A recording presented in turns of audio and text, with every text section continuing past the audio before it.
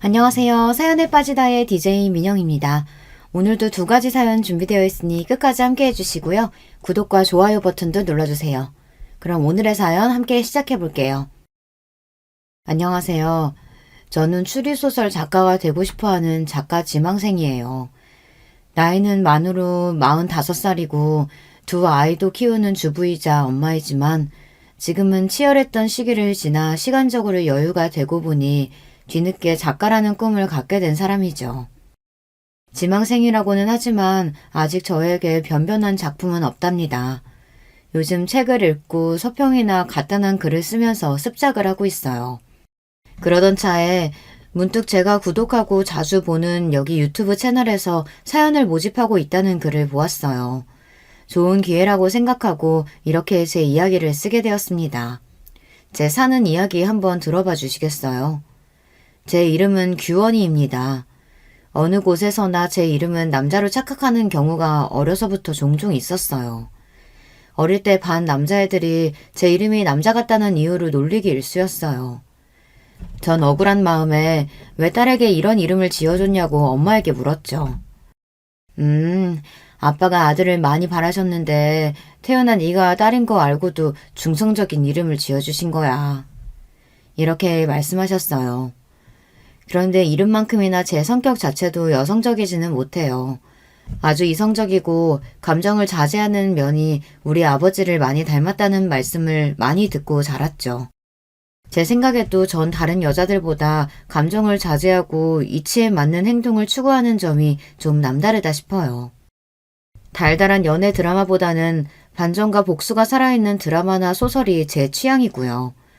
그래서인지 어릴 때부터 저의 장래 희망은 검사였습니다. 나쁜 놈들을 법으로 처단하는 검사는 너무 냉철하고 지적으로 보여 제 꿈이었어요. 우리 아버지는 사회학과 대학 교수셨는데요. 어린 저에게 판검사가 딱 어울린다면서 제 꿈을 지지해 주셨습니다. 아버지는 완벽주의적 성격을 가진 분이셨어요. 우리 집은 이런 아버지 때문에 늘 먼지 하나 없이 반질반질하고 청결한 상태를 유지했고 전 어디서나 사람들 앞에서 항상 예의 있고 반듯한 모습으로 있어야 했어요. 학교 성적은 당시의 학창시절만큼이나 탑을 유지해야 한다고 강요하셨어요. 그리고 실수를 조금이라도 하면 자식이라거나 어린 나이라고 해도 용납해 주시지 않았어요. 아버지가 강의 자료나 책을 집필하시는 일을 전 국민학교 때부터 도와드렸는데요. 사실 10살 남짓한 아이가 글을 쓰다가 오타를 쓸 수도 있잖아요. 하지만 아버지는 심한 때는 손바닥 맴매를 할 정도로 엄하게 혼내셨습니다.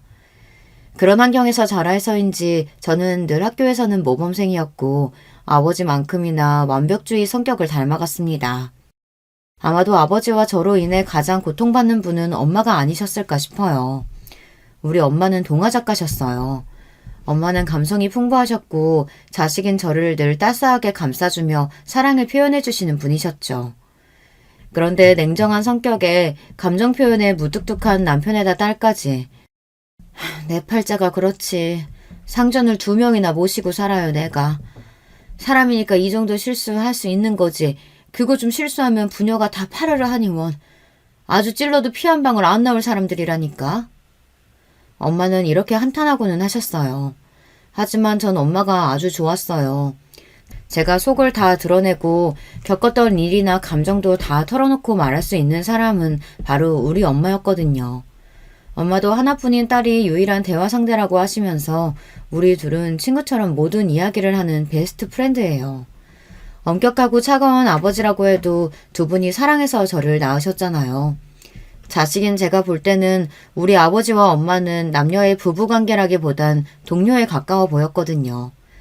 자식인 제가 부모님의 부부관계가 정확히 어떤 관계인지는 잘 모르겠어요. 그래도 이혼이나 별거 한 적 없이 70이 다 된 지금까지 별탈 없이 잘 살고 계신 것 보면 그저 평탄하게 가정을 잘 유지하고 사셨다고 말씀드릴 수 있죠. 저는 평범하고 공부를 곧잘 하며 학창시절을 보낸 뒤 중앙대학교 법학과에 진학하게 되었습니다. 제 꿈이었던 검사가 되기 위해 대학교에 가서도 흥청망청 놀지도 않고 사법고시를 준비했습니다. 그렇게 대학생활 4년에 휴학까지 3년까지 꼬박 7년을 준비했건만 제 노력에도 저는 번번이 낙방했습니다. 1차 시험 합격 후 같은 해 그리고 그 다음 해에 치른 2차 시험에 떨어지기를 2번, 그렇게 두 번째 2차 시험의 낙방 소식을 들은 12월의 겨울날 쏟아지는 한방눈을 맞으면서 저는 인생 처음으로 깊은 좌절감을 느끼게 되었습니다. 사람이 아무리 노력해도 안 되는 일이라는 게 있구나. 다시 1차 시험부터 사시 준비를 시작할 엄두가 나지 않는다. 이제는 그만둘 때가 됐나 보다. 그 길로 사시를 포기하기로 정하고 집에서 부모님께 말씀드렸어요. 난 우리 규원이가 얼마나 노력했는지 잘 알고 있어. 스스로 할 만큼 하다가 끝내는 마음 먹었다는 건 시작하는 것보다 어렵단다. 그동안 정말 수고했다. 앞으로 더 재미있고 좋은 일 찾아보자. 이렇게 제 얼굴을 쓰다듬으며 격려해 주시는 엄마와 달리 우리 아버지는 결과는 아쉽지만 수고했구나. 한마디를 하시고 서재에 들어가셔서 그날 저녁밥도 거르셨습니다. 아마 저만큼이나 아빠는 제 꿈에 거는 기대가 크셨고 그만큼 실망을 하셨을 거예요. 오랜 꿈을 접고 나서 대학교도 졸업한 마당에 무엇을 해야 하나 특별히 할 일을 잡지 못하고 시간을 보내고 있었어요. 그러다 보니 제 나이가 어느덧 28, 홍기에 들어서자 아버지는 제 신랑감으로 점찍어 온 남자가 있다고 했습니다. 그는 아버지의 휘문교교 동창으로 절친한 친구분의 둘째 아들로 중견기업에 다니고 있는 능력 있는 인재라고 아버지는 소개하셨어요. 결혼하지 않고 살 생각은 해보지 않았고 사귀는 남자나 마음에 담아둔 남자도 없었기 때문에 굳이 아버지의 제안, 아니 강요를 거절할 이유는 없었습니다. 단지 어른들의 집안끼리 남녀가 만난다는 사실이 좀 구닥다리 같아서 창피했다는 점 빼고는 말이에요. 어쨌든 어른들끼리 정하신 날짜에 전 단정한 정장을 입고 워커힐 호텔로 갔습니다. 약속한 1시에 늦지 않기 위해 집에서 1시간도 안 되는 가까운 거리이지만 더 일찍 나선 저는 택시를 타고 가던 길에 문자 한 통을 받았습니다. 그 문자는 만나기로 한 맞선남이 보낸 것이었어요. 안녕하세요. 오늘 만나기로 한 최영훈이라고 합니다. 죄송해서 어쩌죠. 급한 회사 일이 생겨서 지금 회사에 있습니다. 원래 만나기로 한 워커힐 호텔 말고 종로의 썸데이 카페에서 봐도 될까요? 전 약속을 중요시하고 특히 시간 약속은 강박에 가까울 정도로 정확하게 챙기는 성격이라 이때부터 맞선남에 대한 첫인상은 좋지 않았습니다. 피치 못할 사정으로 장소를 변경한다면 적어도 3시간 전에는 통보했어야 하는 것 아닌가요? 불쾌한 마음을 참고 행선지를 종로로 바꿔서 갔습니다. 카페에 가보니 맞선남은 이미 와서 저를 기다리고 있었어요. 저를 보자마자 자리에서 일어나서 허리를 굽혀 꾸벅 인사를 했습니다. 여기까지 오시게 해서 이거 초면에 실례가 많았네요. 최영훈이라고 합니다. 저희 아버지 친구분의 따님이시라고 좋은 이야기 많이 들었습니다. 네, 만나서 반갑습니다. 저도 말씀 많이 들었어요. 영훈 씨는 네이비색 스트라이프 수트 정장을 입고 있었고 머리는 깔끔하게 빗어넘긴 멋있는 회사원의 모습을 하고 있었어요. 외모가 수려하다거나 매력이 넘쳐 흘러서 설렐 정도는 아니었지만 편안하고 인간적인 호감이 생기기에 충분한 사람으로 보였죠. 제 생각에 영훈 씨도 저를 보는 눈빛이 반짝인다거나 설레이는 느낌은 아니었던 것 같습니다. 그렇게 생각하면 여자로서 기분이 나빠야 하는데 저는 별로 아무렇지 않았습니다. 왜냐면 그 남자와 제가 애정이 샘솟아서 사랑으로 결혼하는 건 아니잖아요. 쇠땅이처럼 쉽게 뜨거워지고 쉽게 차가워지는 그런 사람도 그런 사랑도 제 스타일이 아닙니다. 남편은 저와 대화하면서 점점 제 이야기에 귀를 기울였어요. 아마 그 사람도 별 기대 없이 나왔는데 제가 파트너감으로 나쁘지 않았다는 계산을 했던 것 같아요. 저는 설립한 지 60년이 넘은 식품 제조회사 만나기업에 다니고 있습니다. 나이는 32이고요. 올해 막 과장으로 승진했습니다. 아, 초고속 승진이시네요. 32의 나이에 과장이면 빠른 편 아닌가요? 네, 입사 동기들 중 가장 빠르죠. 하지만 저는 여기에 만족하지 않습니다. 우리 아버지는 같은 기업에서 상무까지 지내시고 은퇴하셨지만요. 전 반드시 CEO 대표까지 달고 말 거예요. 이렇게 말하는 영훈 씨의 말에서 강한 야망을 엿볼 수 있었어요. 남자가 그 정도 배포를 갖고 어떤 큰일을 할 수 있다면 제 남편감으로 괜찮겠다고 생각했죠. 하지만 더불어서 왠지 그는 서툴고 치밀하지는 못한 성격이라고 생각했습니다. 자신의 능력을 과시한다며 이야기하는 회사에서의 무용담을 잘 들어보면 짜임새가 좀 부족했고 거짓이 아닐까 싶은 부분들이 보였어요. 규원 씨는 제가 만나본 여자분들과 좀 다르게 느껴지네요. 뭐랄까 아주 차분하고 사람을 꿰뚫어보는 듯한 카리스마가 있어요. 나중에 아이들 교육 잘하는 좋은 엄마 되실 것 같아요. 영은 씨와 만난 자리에서 우리는 서로 인간적인 호감을 느꼈고 그 이상의 불꽃 튀는 이성 간의 사랑은 느끼지 못했습니다. 하지만 결혼하기로 이미 어른들끼리 마음을 먹고 만들어진 자리였고 내 감정과는 별개로 결혼은 진행되겠구나 하고 생각했습니다. 하지만 제 착각이었던 걸까요? 의외로 영훈 씨는 그날도 그 다음날도 저에게 애프터 신청을 하지 않았습니다. 그렇게 여러 날이 지난 어느 날 아버지는 다음 주 주말에 상견례를 할 테니 준비하라고 말씀하시는 거예요. 아니 이런 법이 어디 있나요? 한 번 맞선 본 남자와 다음 약속이 상견례라니 여러분은 이해가 되시나요? 아버지 그 남자와 한 번 만났을 뿐이고 심지어 그 뒤로 애프터 신청도 없었고 우리 연락한 적도 없어요. 그런 사람과 바로 상견례라니 이건 납득이 안 되네요. 넌 그 남자가 싫으냐? 싫고 좋고의 말을 할 수 없을 정도로 모르는 사이예요. 모르는 사람과 어떻게 결혼 이야기를 하며 상견례를 할 수 있어요. 싫은 게 아니면 결혼해도 문제될 거 없지 않느냐. 너희들은 이미 결혼 예정하고 만난 것이니 상견례 한 주에 얼마든지 데이트하면 되는 일이고. 아버지의 말씀에 이상하게도 반박할 말이 없었습니다. 이럴 줄 알았으면 고시 공부하지 말고 연애라도 실컷 해볼 걸 처음으로 후회가 되었어요. 그렇게 그 맞선 남과의 두 번째 만남이자 상견례를 하게 되었어요. 우리 아버지와 영은 씨 아버지는 처음 만나자마자 부둥켜 안고 반가워할 만큼 가까운 사이였어요. 과거에 한 약속대로 우리가 사돈을 맺게 된다면서 참 좋아하셨죠. 하지만 상견례 분위기는 마치 이상한 연극과 같았죠. 가장 친하고 이 분위기를 주도해야 할 결혼 당사자인 저와 영은 씨는 뻘쭘하게 앉아서 간간히 가벼운 이야기만 서로 나누었어요. 그날 잘 들어갔죠? 미안해요. 제가 연락을 드렸어야 했는데 요즘 회사 일이 너무 바빠서 말이죠. 괜찮습니다. 다 큰 성인인데 당연히 잘 귀가했죠. 네. 그런데 취미는 어떻게 되세요? 독서요. 어쩐지 규원 씨 이미지가 지적이라서 그런 취미일 것 같았어요.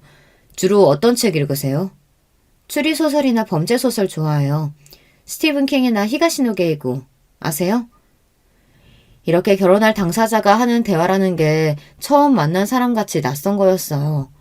헌데 서로 낯설어야 할 양쪽 아버님들은 야 이 자식아 해가면서 너무 친밀하고 화기애애한 분위기였어요. 거기에 어머님들은 딱히 어찌할 할 바를 모르며 음식만 드시거나 어디 눈들 데도 없이 불편해하셨습니다. 특히 영훈 씨 어머님은 정말 이상한 반응을 보이셨어요. 일단 저를 처음 보시자마자 그분은 얼어붙어 계셨죠. 그리고 쭉 찢어진 눈으로 한참을 제 아래의 위를 살펴보시고는 기가 차했습니다. 자신의 남편과 우리 아버지, 어머니를 모두 뚫어져라 보곤 자신의 감정을 억누르는 듯 했어요.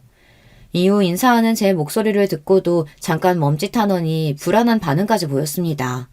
저는 이분이 오늘 어디가 아프신가 싶어서 어디 불편하신가요? 말씀 주시면 도와드릴게요. 됐어요. 처음 만난 예비 며느리에게 과하게 쌀쌀맞은 반응이었습니다. 이렇게 기묘한 상견례 자리에서 어색한 결혼 당사자들과 불편함이 가득한 어머님들에도 불구하고 결혼식 날짜와 장소까지 일사천리로 잡혔습니다. 무려 2달 반 뒤에 급박한 날짜였지만 양쪽 아버지들의 추진력으로 결혼 준비는 빠르고 차질 없이 이뤄졌어요. 영훈 씨와 데이트 10번도 못 채우고 우린 결혼을 했습니다. 하지만 우리 엄마는 결혼식 전날 제 손을 잡고 걱정 가득한 얼굴로 말씀하셨어요.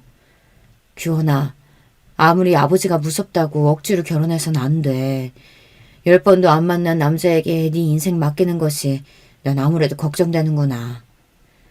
저도 이런 결혼이 있나 싶게 어이없긴 해도 그래도 엄마, 그 사람이 싫거나 밉진 않아요. 인간적인 호감도 있으니 잘 살아볼게요. 너무 걱정 마요. 아니, 영훈이보다도 그 집 엄마 말이다. 상견례 때 봤을 땐 인상이 너무 아니더라. 반응도 좀 이상했고 말이야. 가뜩이나 시댁에서 시모 자리는 중요한데 그때 너를 보는 눈빛하며 말투가 마치 원수 보듯한 게 말이지. 내 딸을 그런 집에 보낸다는 게 난 너무 꺼림칙하다. 번갯불에 콩 구워 먹듯 한 결혼이었지만 엄마의 걱정과 달리 결혼 생활은 평온했습니다. 전 남편이 회사에 간 사이 오전에는 집안일을 해놓고 오후에는 도서관에 가서 남편이 부탁한 자료를 찾고 검토해서 요약까지 해놨어요. 그리고 제가 좋아하는 책을 보다 근처 카페에 들려서 음악을 들으며 커피 한 잔을 하고 집에 돌아옵니다. 남편의 저녁 준비를 하다가 남편이 집에 오면 같이 저녁을 먹고 하루의 이야기를 하다 같이 잠이 듭니다. 이런 전업주부 생활이 전 안 맞는 옷과 같을 줄 알았는데 의외로 재미있고 마음의 평온함을 주는 생활이라 잘 적응하면서 지내고 있었어요. 제가 이해심이 깊고 성격이 무던한 편이라 같이 지내기에 편안하고 회사 일에도 많은 도움을 주고 있다며 남편은 고마워했어요. 남편은 그동안 만난 여자들이 감정 기복이 크고 변덕스러웠는지 저 같은 여자는 처음 본다며 변변히 신기해했습니다. 어느 날 남편 회식 자리에서 후배분이 제게 연락을 했습니다. 최 과장님이 너무 많이 취해서 사모님이 모시러 와주셔야겠다고요. 차를 몰고 종로로 가보니 남편은 인사불성의 상태였고 저는 동료분의 도움으로 남편을 차에 태워 집으로 운전하는 중이었습니다. 남편은 잔뜩 취한 채로 제 손을 잡고 다른 여자의 이름을 부르기 시작했습니다. 소영아 보고 싶다. 미안하다. 그 여자가 누구인지는 모르겠지만 짐작은 할 수 있었어요. 남편이 저와 선을 보기 전에 이야기를 얼핏 들었기 때문입니다. 남편은 소영이라는 여자와 군대 다녀와서부터 사귀었고 많이 사랑하는 사이였다고 해요. 결혼을 약속할 만큼. 하지만 부모님, 특히 아버지께서 소영 씨의 집안에 문제가 많다며 반대하셨다고 합니다. 그리고 정해놓은 혼처를 강요하며 억지로 맞선을 보게 했습니다. 그 맞선녀가 바로 저였고요. 저와 맞선 보러 나갈 때 처음에는 앙심을 품었다고 했습니다. 이 맞선 자리를 깽판치고 맞선녀에게 무례하고 불쾌하게 굴어서 아버지에게 반항하겠다고. 그런데 저를 보고 왠지 그럴 수 없었다고 합니다. 자신의 속을 꿰뚫어보는 듯한 제 까맣고 깊은 눈을 보면 왠지 순한 양이 되는 기분이라고요. 그리고 대화를 할수록 좋은 여자인 것 같은데 괜히 상처 주기 미안했다고 했어요. 하지만 자신의 마음이 정리되지 않았기 때문에 저에게 애프터 신청은 못했다고요. 저는 그렇게 깊은 연애를 해보지 않아 이런 질척이는 관계와 마음을 이해하기는 어려웠지만 남편은 자기 나름대로 속상하고 힘들었을 거예요. 하지만 술에 취해서 다른 여자의 이름을 부르는 건 얄미워서 옆구리를 콱 꼬집어주고 나서 집에 눕혔습니다. 다음날 잠에서 깬 남편이 나 어제 술 먹고 어디 부딪혔어? 옆구리가 너무 아프네 했을 때 혼자 킥킥대고 웃었죠. 결혼생활 1년 만에 첫 아들을 낳았고 1년 뒤에는 둘째 딸을 출산하고 연년생 아기들을 키우면서 저는 많이 바빠졌습니다. 나는 우리 엄마처럼 무한한 사랑을 베풀지는 못할 거라고 생각했는데 아이를 낳아 키워보니 의외로 전 모성애가 강한 여자임을 알게 되었어요. 자식이 먹는 것만 봐도 배부르다. 눈에 넣어도 아프지 않을 만큼 이쁘다. 이런 말이 그냥 하는 말이 아니라 정말 제 심정이 꼭 그랬습니다. 아이들이 하는 일이면 자잘못을 따지지 않고 그저 예쁘고 그저 봐주고 싶은 마음이 가득했으니까요. 냉철한 제가 이럴 줄은 정말 몰랐어요. 출산과 육아는 정말 놀라운 경험인 것 같아요. 그때부터 저의 인생은 아이들뿐이라고 해도 과언이 아니었습니다.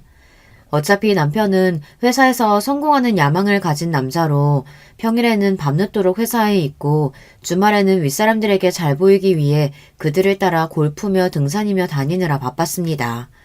그리고 이 남자에게는 부성애 같은 것은 없어 보였어요. 우리 아이들과 잘 놀아주거나 교육에 관심을 갖지 않았거든요. 다른 집 여자들은 이런 얘기를 들으면 서운하겠다, 남편에게 바가지라도 긁어봐라 이렇게 이야기했지만 저는 아무렇지도 않았습니다. 이 남자가 가정적이고 애들을 살뜰히 챙길 만한 위인이 못 된다는 것을 임신 초기에 깨달았기 때문이에요. 제가 입덧이 심했던 임신 3개월 때의 일이 생각나네요.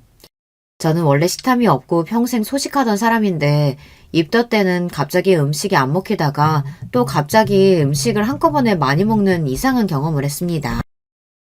여보, 일주일 동안 음식이 안 먹혀서 물밖에 못 먹었는데 갑자기 오늘 새벽부터 아구찜이 너무 먹고 싶어요. 퇴근할 때 회사 근처 단골집에서 포장해 줄 수 있어요? 남편이 회사에 있을 때 전화해서 이렇게 부탁했어요. 나 오늘 회식이라 안 되겠어. 회식 끝나면 거기 가게 문 닫을걸? 당신이 회식하는 중간에 나가서 포장해 오면 되지 않겠어요? 내가 먹고 싶다기보다는 뱃속에 아이가 먹고 싶은 것 같아요. 자기가 먹고 싶으면서 애기 핑계는. 그냥 참으면 안 돼? 아구찜이 뭐라고. 모냥 빠지게 회식하는 남자가 중간에 나가서 마누라 걸 사가겠어? 남편은 이렇게 단칼에 거절하고선 그날도 술이 떡이 돼서 밤늦게 귀가했습니다. 남편은 원래 저나 애들을 잘 챙기지 않는 무심한 남자라는 걸 잘 알고 있고 어지간한 일에는 서운해하지도 않는 저였지만 이때는 임신한 때라 그런지 너무하다는 기억이 아직도 있어요. 남편은 그저 열심히 일하고 돈을 벌어오는 가장일 뿐 남편의 역할도 아버지의 역할도 잘 하지 못한 사람이었습니다. 그리고 사실 남편이 회사에서 일하는 성과의 절반은 제 몫이라고 생각합니다. 남편이 회사에서 CEO까지 오르겠다는 야망에 비해서 가진 능력은 부족한 사람이었어요. 머리를 잘 굴려서 전략을 갖고 계획적으로 일을 하지도 못했고 사람들을 카리스마 있게 통솔하는 능력도 없는 사람이니까요. 제가 생각했을 때 유일한 능력은 눈치가 빠르고 윗사람들에게 자신을 숙이고 아부를 잘한다는 것일까요? 물론 이것도 회사에서 성공하는 데에는 중요한 덕목입니다. 하지만 그 사람의 부족한 전력이나 사람들을 관리하는 부분은 전적으로 제 도움이 컸습니다. 덤벙거리는 성격 탓에 회사에 기일 내에 보고하고 제출해야 할 서류를 종종 잊는 일이 많았습니다. 신혼 때는 그런 남편의 심부름으로 자주 회사에 가야 했어요. 이젠 아예 제가 회사의 중요한 서류는 따로 제 USB에 복원하거나 클라우드 공용 서버에 넣어놓고 있다가 남편이 필요할 때마다 바로 회사 메일로 전송해 주었습니다. 남편은 문서를 카테고리별, 날짜별, 중요도 순으로 정리하는 법도 몰라서 제가 다 정리해서 자료를 관리하고 있을 정도였으니까요. 오래된 중요한 자료는 남편 스스로 찾지도 못하고 제가 찾아주어야 했습니다. 정말 비서가 따로 없죠. 남편은 결혼할 당시 이미 초임 과장 직급이었어요. 과장 이상이 되면 실무 능력만큼이나 부하 직원을 관리하는 능력이 점점 중요해집니다. 남편은 밑에 사원 대리급과 마찰이 생길 때마다 감정적이고 급하게 처리하려는 경향이 강했어요. 그럴 때마다 제가 진정시키고 중재자로서 그들에게 이렇게 대하라고 조언을 해줬습니다. 막상 내 말대로 해보니 부하 직원들은 점차 남편에 대한 반감을 거두고 지시를 잘 듣게 되었습니다. 그리고 부서에서는 남편이 부하 직원들 통솔을 잘한다며 인사고과를 잘 받을 수 있었죠. 그래서 하루에도 여러 차례 전화를 걸어오는 남편은 저에게 회사에서 일어난 이런저런 이야기를 하며 저에게 조언을 구하고는 했어요. 제가 지인들과 모임 자리에 있을 때 이렇게 남편 전화를 받는 모습을 보고 어떤 엄마는 부러워했어요. 어머, 우리 남편은 회사에 있을 때 전화 한 통도 안 하는데 규원 씨 남편은 아내가 이렇게 보고 싶으신가 봐. 몇 번이나 전화를 하시네요. 규원 씨 정말 사랑하나 봐요. 이렇게 속모르는 말씀을 하셨어요. 저는 굳이 거기다가 대고 별다른 말 하지 않고 슬며시 웃을 뿐이었습니다. 사랑은커녕이요. 그냥 아무것도 할 줄 모르는 어린아이 가르치는 것일 뿐이죠. 그 이외에 신제품 개발 출시 등 회사에서 내리는 중요한 결정에도 제가 꼭 필요했습니다. 소비자의 기호나 선호도 등 마케팅 자료를 찾아서 분석한 뒤 남편에게 의견을 주면 제 말대로 회사에서 결정하고 발표했으니까요. 심지어 집에 와서 회사 기획안 가이드나 전략 방향 등은 제가 잡아주고는 했습니다.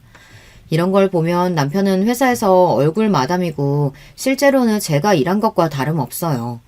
거의 저의 마리오네트 수준입니다. 다행히도 남편은 회사에서 승승장구할 수 있었어요. 연봉은 같은 연차 대비 최상위로 이미 1억이 넘어섰고 그 이후에도 늘 연봉이 높았어요. 어느 주말 남편이 아버지께 부탁드릴 일이 있다며 시댁에 방문하자고 했습니다. 아버지, 우리 인사팀 상무님이 아빠 후배 맞죠? 저 이번 미국 파견원으로 나가고 싶은데 힘 좀 써주세요. 아, 나랑 돈독했던 후배놈이니 어렵지 않을 거다. 그런데 왜 파견원이냐? 파견 근무면 애들이랑 시원애미는 같이 못 가잖니. 이왕이면 주재원으로 가족들 다 같이 가서 애들 미국에서 학교도 보내면 더 좋지. 뭐? 안 돼.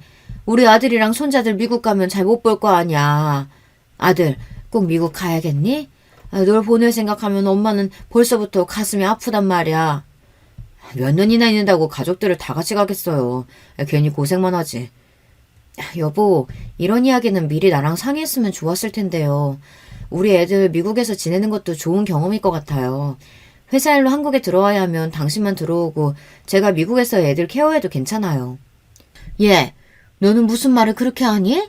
우리 아들만 죽어라 고생하다가 하라는 거 아니야? 신세 좋게 집에서 애들이나 키우면서 바깥 일은 남편이 하자는 대로 하면 따르는 거지. 난 우리 명훈이가 미국 가서 자기 뜻 펼치는 게 좋겠구나. 엄마가 따라가도 되지? 남편 회사 일 결정을 실제로 제가 다 하고 있다는 얘기를 하고 싶었지만 시몬은 아주 감정적인 분이고 말이 통하지 않아서 전 아무 말 하지 않고 가만히 있었습니다. 그리고 남편은 미국 지사 파견 근무로 1년 정도 나가 있게 되었어요. 하지만 남편이 미국으로 파견 근무를 나간 속셈은 따로 있었다는 것을 나중에 알게 되었습니다. 파견 근무에서 돌아와서 남편의 친구들이 집에 모여 와인 파티를 하게 되었어요. 파티 음식을 내오려고 그 자리를 잠깐씩 오가며 남편 친구들이 하는 이야기를 듣게 되었습니다. 야, 너 미국에서 재미 좋았다면서? 진철이가 그러더라, 현지처. 뭔 소리야, 현지처라니. 아, 소영이 얘기야? 소영이가 미국에 있는 법원에서 몇 년 일하고 있다고 해서 나도 해외 근무 핑계대고 같이 가서 지냈지. 회사 커리어도 쌓고 자유롭게 소영이랑도 지내고. 이 자식, 그렇게 좋았냐? 신소영, 그 여자의 이름을 여기서 다시 듣게 되다니 남편이 미국에서 근무한 이유가 예전 여자랑 지내기 위해서였다니 그 사실을 알고는 배신감에 몸이 떨렸습니다. 파티가 끝나고 저는 남편에게 가서 조용히 이야기했어요. 지나간 과거는 용서해줄게. 첫 딸린 네가 신나게 그 여자랑 즐긴 그 1년도 말이야. 앞으로도 그 여자랑 만나서 내 애들 아빠가 불륜남이라는 게 알려지면 난 용서 안 해. 그 여자랑 정리하고 그 증명을 해와. 내가 직접 그 여자 만날 수도 있어. 그리고 무슨 일이든 할 거야. 내 성격 알죠? 남편은 처음 보는 저의 무서운 협박에 적지 않게 놀란 것 같았어요. 다음날 저는 최 과장의 미국 지사 근무, 미국의 현지처와 동거하기 위해서 라는 제목으로 글을 써서 남편의 메일로 보냈습니다. 회사 사내 게시판에 이거 올리면 재밌겠죠? 신소영과 관계는 끝났나요? 라고 덧붙여서 말입니다. 이러자 남편은 겁을 먹고 생각보다 빠르게 신소영과의 관계를 정리했던 것 같습니다. 남편이 결혼하고 싶은 여자이고 그렇게 많이 사랑했다고 들었는데 고작 이 정도 협박으로 정리를 하다니 좀 신기하기는 했어요. 역시 남녀간의 사랑이란 참 더덥구나 싶고 대단한 사랑이 아니라 그저 불륜이었을 뿐인 건가 싶어서 비웃음이 나더군요. 제가 말씀드렸잖아요. 남편은 그렇게 치밀하지 못하다고요. 자기가 하는 거짓말들을 제가 다 속아 넘어갈 거라고 생각하니 어이가 없었어요. 밖에서 여자애는 술집 가서 놀고 오는 건 이미 알고 있고요. 그렇게 한번 놀고 오는 거 정도는 별소리 없이 넘어가 줬을 뿐입니다. 그리고 그 남자는 자신의 커리어와 인생을 희생할 만큼 누군가를 깊이 사랑할 만한 위인이 못 된다는 것을 아내인 제가 알고 있어요. 남편이 바람 폈다는 일은 그래도 제가 감당할 수 있었어요. 결혼 생활 동안 감당하기 힘들었던 사람은 바로 시모였습니다. 사람이 누군가를 너무 미워하면 우린 그렇게 생각하잖아요. 상대방이 그만큼 미워할 짓을 했을 거라고요. 그런데 제가 당해보니 전혀 아닌 경우도 있더라고요. 시모는 그냥 저를 처음 봤을 때부터 못 볼 것을 본 것처럼 놀라고 소름끼쳐 했습니다. 제가 입을 여니 더욱 저를 뻔히 쳐다보면서 그냥 제가 싫다고 하네요. 학벌도 집안도 성격에 문제가 있어서가 자신에게 뭘 잘못해서가 아니고 그냥 싫다고 하니 당하는 당사자로서 미치고 팔짝 뛰겠더군요. 그리고 감정위복이 널뛰고 저만 보면 히스테리를 부리니까 저는 시모를 대하는 일이 너무 어렵고 힘들었습니다. 어머님, 이번 돌아오는 생신 때는 뭐 드시고 싶으신 거 있으세요? 너 입은 옷 그게 뭐니? 네가 그런 화사한 핑크색이 어울린다고 생각하니? 아휴, 꼴 사나워서 못 보겠네. 이렇게 질문에 전혀 엉뚱한 대답을 하는 데다가 밑도 끝도 없이 제 옷차림을 보기 싫다고 하는 날도 있었습니다. 시모는 제가 남편 옆에 앉아있는 것도 싫어했습니다. 남편 옆에 제가 있으면 그 사이를 비집고 들어와서 자기가 앉거나 남편을 불러내거나 아니면 저에게 다른 일을 시켰어요. 그래서 전 시댁에 가면 무조건 따로에 혼자 앉아있는 것이 편합니다. 절 잡아먹을 것 같이 구는 시모도 싫고 남편 옆에 있으면 못 살게 구니까요. 시부는 그래도 말이 통하는 이성적인 분이십니다. 며느리 사랑은 시부라고 하더니 이 집안에서 따스하게 대해주시는 분은 시부뿐인 것 같아요. 시모가 구박하면 조용히 제게 와서 손을 잡고 미안하다 아가. 내가 부덕한 탓이구나. 하고 저를 위로해 주셨어요. 왜 시부가 미안하다고 하는지 이해가 안 갔지만 누군가 내 편이 있다는 일이 이렇게 든든한지 미처 몰랐죠. 시부는 남편과 시모 몰래 저를 챙겨주시는 부분도 많았습니다. 생일이나 기념일에 꽃바구니를 배달시켜 주시고 아무 날도 아닌데 저만 보면 용돈을 자꾸 주시려고 해요. 아마도 히스테리 부리는 시모를 견디는 며느리가 남편 내조 잘하는 며느리가 이뻐서일 거라고 추측해봅니다. 하지만 시부에게도 이상한 부분이 있었습니다. 어느 날 시댁에 저 혼자 남아서 집안 곳곳을 구경하고 있었어요. 시부의 서재에는 많은 책들이 책장을 채우고 있었고 책을 좋아하는 저는 그곳을 한참 보다 어떤 여자 사진을 발견하게 됩니다. 흑백 사진으로 젊은 여자가 웃고 있었는데 분명 시부가 예전 좋아했던 여자일 것 같다는 촉이 왔어요. 저는 정말 놀랐습니다. 이런 은밀한 과거의 사진을 어디 서랍장에 숨긴 것도 아니고 그 질투심 많은 시모가 이걸 가만히 뒀다는 것이 신기했어요. 남편이 결혼 전 사귀었던 신소영도 그렇고 시부에게까지 내연녀가 있었던 걸까 이런 의문이 들었습니다. 왜 아버지가 바람피면 아들도 똑같이 바람핀다는 얘기 있지 않아요. 그래서 혹시 시부가 그 과거의 연인을 지금까지 만나는 걸까 의심을 했죠. 하지만 시부는 바람까지 가지는 않고 아직까지도 그 연심을 간직하고 있던 것이었어요. 바람피고 다니는 남편에 비하면 시부는 순수한 순정남이네요. 결혼 이후로는 바람을 피운 것 같지도 않았는데 시모는 계속 옛날 일을 꺼내며 원망하고 괴롭히고는 했으니까요. 오히려 시부가 불쌍해 보였습니다. 시모는 사람에게 집착하고 정말 피를 말리는 사람이었기 때문에 50년을 함께 산 시부가 대단해 보일 정도였으니까요. 그런데 사진을 다시 본 저는 머리를 얻어맞은 듯 했습니다. 사진 속에 그 여자가 저를 많이 닮아있던 거예요. 흑백 사진임에도 얼굴형이나 머리 길이, 눈썹 모양까지 제가 봐도 꽤 많이 닮아있다는 것을 알 수 있었어요. 그제서야 주막능처럼 스치고 지나간 기억들. 아, 내가 이 여자와 닮아서 시모가 날 처음 봤을 때부터 그렇게 지독하게 미워했던 거구나. 시부는 특별히 나를 더 챙겨준 거구나. 미안하다고까지 말씀하셨는데 그건 제게 한 게 아니라 옛사랑에게 한 걸까요? 그제야 그 모든 상황이 이해가 되었습니다. 나중에 시부와 절친이신 우리 아버지를 통해 시부에 대한 사연을 들을 수 있었어요. 시부는 원래 같은 대학교에 다니는 사랑하는 여자와 오래 사귀었다고 해요. 또 그 여자와 지금 시모는 같은 대학교의 같은 과 친구였으니 이 세 분은 삼각관계였던 거죠. 하지만 시부가 친구와 연애하는 그때부터 시모는 이미 마음속으로 몰래 시부를 좋아하고 있었다고 했습니다. 하지만 시부가 대학교를 졸업한 뒤 만나 기업에 취직한 후 혼담이 오갈 무렵 사귀던 여자분 집안의 가세가 기울었다고 해요. 이 틈을 타서 시모는 자신의 시부모님에게 자신의 집안은 재력이 있다고 어필하며 마음에 들려고 노력했다고 해요.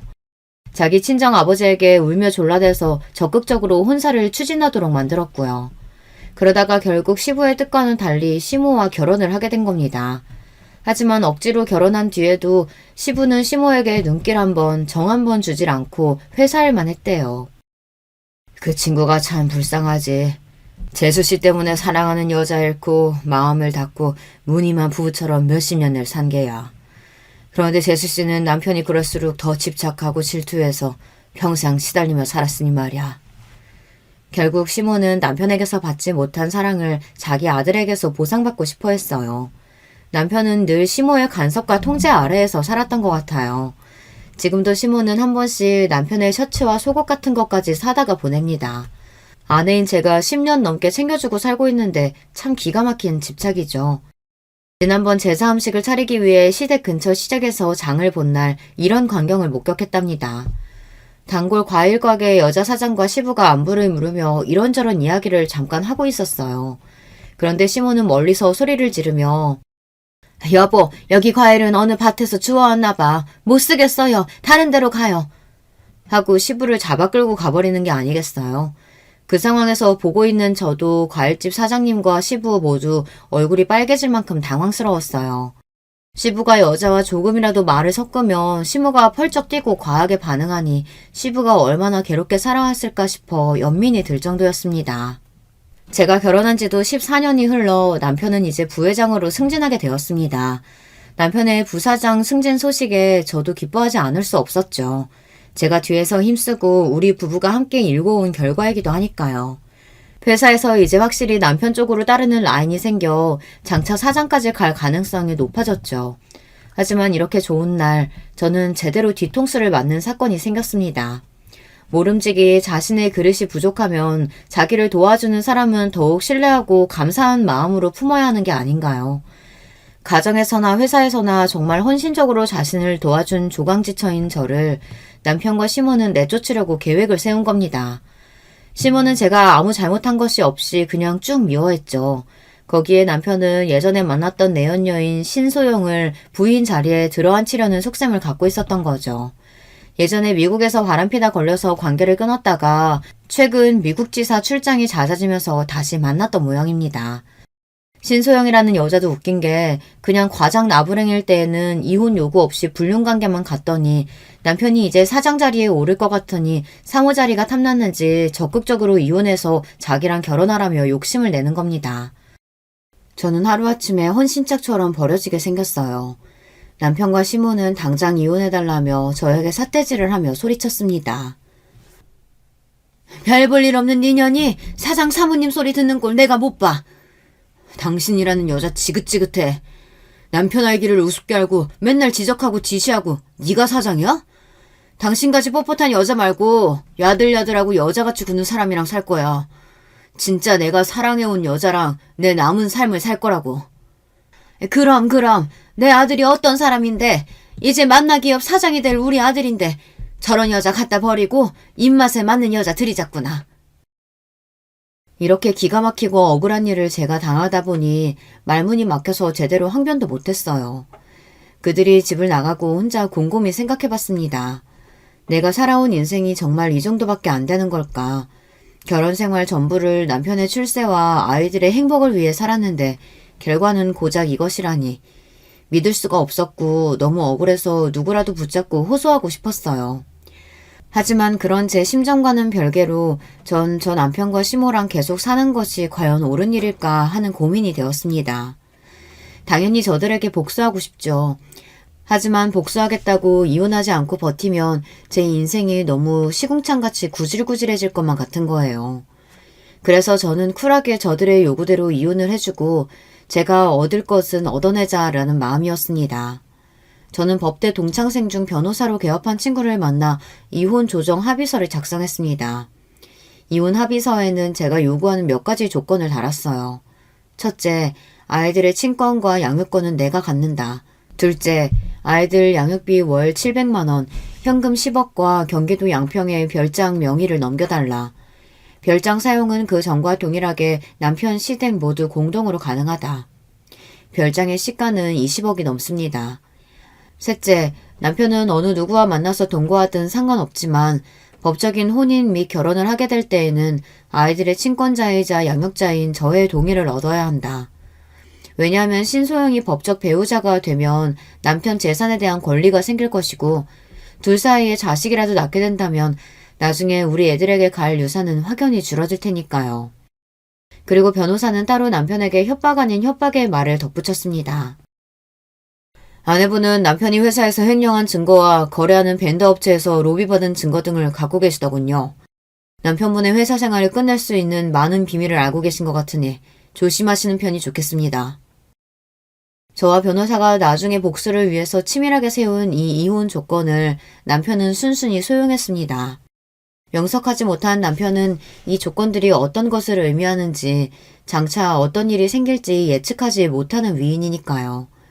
오히려 시모는 현재 우리가 함께 살고 있던 일원동 빌라에 대해 재산 분할을 하지 않아 다행이라며 그가 10억과 별장 명의 따위 얼마든지 줄 수 있다고 좋아했습니다. 일원동 빌라는 시가가 40억 가까이 되지만 저는 그것은 탐나지 않았습니다.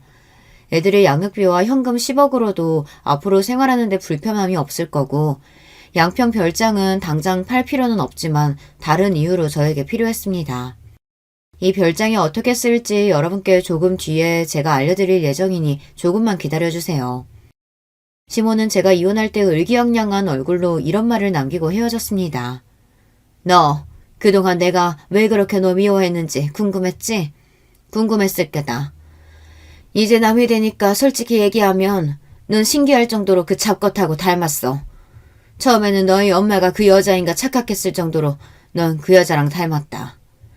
내 남편과 서로 사랑했던 그 여자, 김혜선. 중저음 목소리 톤하며 까만 생머리에 창백한 얼굴, 동그란 눈썹. 그래서 널 처음 본 순간부터 지금까지 난 네가 몸서리치게 싫었다. 이제 내 아들과 헤어지게 되니 아주 속이 후련하네. 앞으로 다시는 보지 말자. 자기 남편과 닮았다는 이유 하나만으로 며느리를 미워하고 살았다니 시모는 정말 질투에 눈이 먼 나머지 정신이 어떻게 된 게 아닐까요? 남편과 시모의 밑바닥까지 보게 된 저도 무능력하고 바람핀 남편도 사이코 시모도 더 이상 함께하기 싫었어요. 제가 이혼하는 과정을 지켜본 우리 친정 부모님은 너무 충격을 받으셨어요. 특히 결혼을 무리하게 추진했던 아버지는 저를 볼 면목이 없다며 너무 미안해하시고 자책하셨죠. 하지만 저는 괜찮았습니다. 결국은 그들에게 복수할 것이니까요. 그래서 전 이혼 때문에 좌절하거나 우울해하지 않았어요. 이혼 뒤 부모님이 사시는 대치동 아파트에서 아이들을 키우며 살게 되었습니다. 아이들은 제가 열심히 뒷바라지하고 교육한 만큼 성실하고 또 공부도 잘하며 심성이 반듯하게 잘 자라고 있어요. 딸은 미술 유학을 가고 싶어 했기 때문에 남편이 보내주는 양육비가 부족해졌습니다. 저는 양육비를 200만 원 높여달라고 요구했습니다.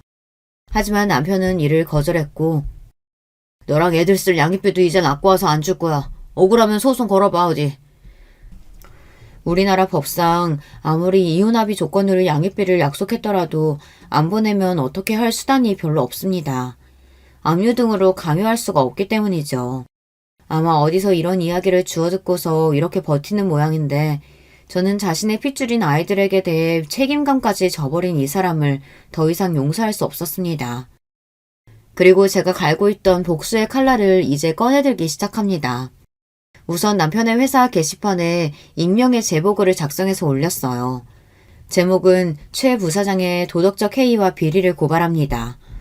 포함된 내용은 남편이 회사에서 공금을 횡령한 내용이었습니다. 해외 출장 명목으로 개인적으로 여행하고 즐긴 회사 비용, 거래하는 벤더 업체에서 로비로 술자리 접대와 현금 및 금괴를 받았던 일들을 상세히 적었습니다. 그리고 사내 비서와 불륜한 일도 함께 제보했습니다. 남편은 저를 내쫓고 자기의 사랑이라던 신소영과 동거하면서도 회사에서는 비서와 놀아난 것입니다. 정말 말도 안 되게 저지른 사람입니다. 이것만으로 끝난다면 저의 진짜 복수가 아닐 거예요. 남편 회사의 사장님에게 익명으로 퀵 우편을 보냈습니다. 거기에는 우리 양평 별장에서 남편이 회사 임원들과 정부 관료들에게 로비로 접대하며 매춘부들과 놀았던 영상이 담긴 USB를 넣었습니다. 저는 사실 시댁의 양평 별장을 이용하면서 10년 전 몰래 CCTV를 설치해 여기에서 일어난 일들을 녹화하고 있었어요. CCTV를 달게 된 계기는 남편이 이 별장에서 내연녀를 데리고 와서 놀았던 것입니다. 나중에 증거나 협박 수단으로 쓰기 위해 달았던 것이 이렇게 지금 중요한 복수의 수단이 되었어요. 복수의 결과는 오래되지 않아 금방 나타났습니다. 남편은 제가 사장에게 CCTV를 보낸 그 다음날 바로 회사에서 잘렸거든요. 그리고 남편은 사내 게시판 제보로 자신의 파렴치하고 무능력함이 만천하에 퍼졌습니다. 회사에서 잘린 뒤 어느 기업에서도 남편을 써주지 않을 것이 명백했습니다. 남편과 시모는 사장 자리까지 생각했을 텐데 얼마나 실망하고 좌절했을까요? 제 복수는 하나 더 남았습니다. 제가 억울하게 쫓겨날 때 시부는 말도 안 되는 일이라며 저와 함께 슬퍼하고 원통해했습니다. 그리고 시부는 우리 친정아버지와 한잔하러 친정집에 들르실 때마다 늘 저에게 미안해하시고 따로 아이들 양육비를 챙겨주셨습니다. 술에 취해서 시부는 한 번씩 마음속 소망을 꺼내고는 하셨어요. 시모와의 황혼 이혼 말입니다. 제 복수로 남편이 회사에서 쫓겨난 과정의 일을 알게 된 시부는 이제 아내만이 아니라 아들에 대해서도 깊은 실망을 느끼시고 진지하게 이혼을 고민하셨습니다. 그리고 그 고민하시는 과정에서 우리 친정아버지와 제가 거들어서 결국 시부는 시모에게 이혼을 요구하고 그 집에서 나오셨습니다. 시부가 나오면서 시모는 자존심도 없는지 시부에게 매달려서 울고불고 난리였어요. 이제 와서 당신 왜 이래요? 우리가 함께 산 세월이 얼만데 제발 나 버리지 마세요. 난 그 50년 세월 동안 한순간도 당신을 마음에 담아둔 적이 없다는 거 당신도 알지 않소? 우리 앞으로 살 날이 얼마나 남았다고. 이제 각자 편하게 삽시다. 난 당신과 1분 1초도 함께 살 수가 없어. 당신 이러는 게 결국 김혜선 그년한테 가는 거야? 당신이 아직까지 그 여자 마음에 품고 있는 거 내가 모를 줄 알아? 미친 소리 그만해. 그 여자는 죽은 지 10년도 더 됐어. 젊은 시절 사랑했던 일 하나 때문에 당신은 결혼 내내 나를 괴롭혔다고. 미저리같이 정신병자인 당신과 내 남은 하루도 함께 살고 싶지 않아. 그리고 시부는 매정하게 시모를 내치고 집을 나가버렸습니다. 남편은 회사에서 쫓겨나와 직업도 구하지 못하고 내연녀 신소영에게 버림받은 채 매일 술을 마시고 백수로 살고 있습니다. 술에 잔뜩 취해서 애들이랑 저에게 전화를 하고 있지만 우리 가족을 버리고 인생을 망가뜨린 남편의 술주정 따위는 들어줄 마음이 없어 차단하고 있습니다. 아무리 반성하고 후회하며 돌아온다고 해도 당연히 우리의 가족으로 받아들일 마음은 조금도 없고요. 시모는 시부에게 버림받은 뒤 반쯤 실성한 채로 다니던 교회나 모임도 안 나가며 집에서만 지내고 있다고 합니다. 저의 복수극은 이렇게 끝이 났습니다. 지금까지 제 사연을 들으신 여러분 어떠세요? 제가 너무 매정했던 걸까요? 이따금 제가 이렇게까지 남편과 시모에게 복수한 것이 후회가 되고 있어요. 너무한 게 아닌가 싶어서요.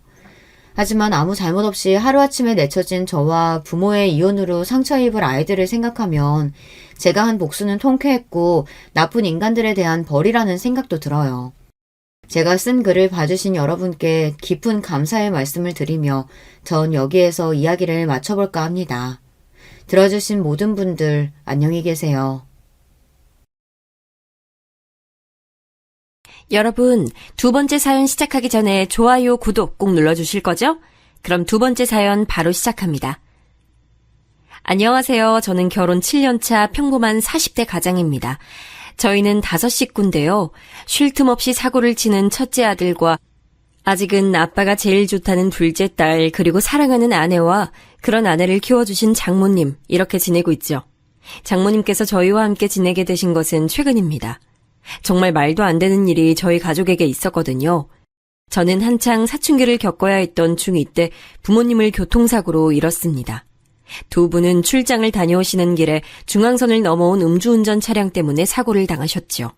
외동이었던 저는 고모의 손에 맡겨졌습니다. 고모와 고모부 그리고 사촌들은 정말 좋은 사람들이에요. 저에게 진심으로 잘해주셨죠. 저를 가족으로 받아주셨고 그만큼 많이 아껴주셨습니다. 하지만 당시 사춘기를 심하게 겪던 저는 아무도 눈치 주는 사람이 없었는데도 죄 지은 사람처럼 항상 자신감 없는 모습으로 다녔습니다. 사촌들이 저에게 신경 써주면 써줄수록 움츠러들었는데 지금 생각하면 참 바보 같았다 싶었어요. 대학에 입학하면서 저는 고모 집을 나왔습니다. 독립을 했어요. 학교를 다니면서 아르바이트를 통해 학비를 벌었죠. 솔직히 연애는 생각도 못했어요. 제게는 그것보다도 중요한 것들이 더 많았거든요. 군대를 다녀오고 복학을 했을 때 지금의 아내는 신입생이었어요. 처음엔 선배와 후배 사이였는데 어느 순간인가 그녀에게 호감이 생기더라고요. 저와는 다르게 유쾌하고 밝은 에너지가 가득했거든요. 그래서 고백을 했고 우리는 연인이 됐어요.